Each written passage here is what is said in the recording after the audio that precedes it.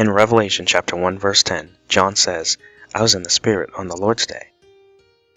John chapter 4 verse 24 says, "God is a spirit, and they that worship him must worship him in spirit and in truth."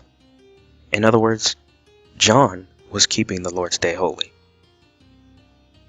Within the fourth commandment, we read in Exodus chapter 20 verse 8, "Remember the Sabbath day to keep it holy." When the commandment says, "Remember the Lord's day," why is it that so many Christians do the exact opposite? James chapter 2 verses 10 to 11 says, "For whosoever shall keep the whole law, and yet offend in one point, he is guilty of all. For he that said, Do not commit adultery, said also, Do not kill. Now if thou commit no adultery, yet if thou kill, thou art become a transgressor of the law. Likewise, if you do not kill, yet you break the Sabbath, you are a transgressor of the law." And 1 John chapter 3 verse 4 says, "Sin is the transgression of the law." God warns us in Hebrews chapter 10 verse 25 that we should not forsake the assembling of ourselves together, as the manner of some is. And also in verse 26, if we sin willfully, after that we have received the knowledge of the truth, there remaineth no more sacrifice for sins. You will be lost if you never repent from breaking God's Sabbath. The commandment says, "The seventh day is the Sabbath of the Lord thy God."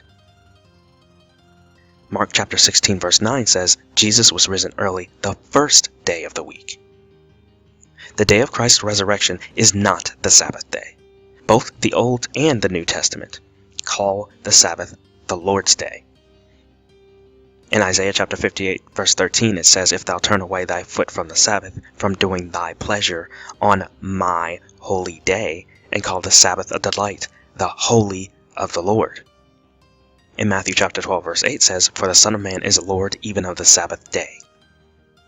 There is not a single Bible verse that says that Sunday, the first day of the week, is now the Lord's day. The resurrection is honored by baptism, not Sunday keeping.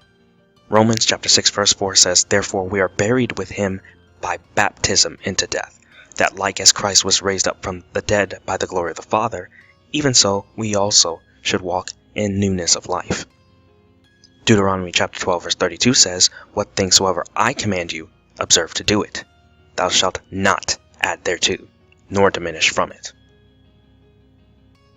For those who will choose to keep Sunday instead of the Sabbath commandment, Christ says in Matthew 15:9, "But in vain they do worship me, teaching for doctrines the commandments of men."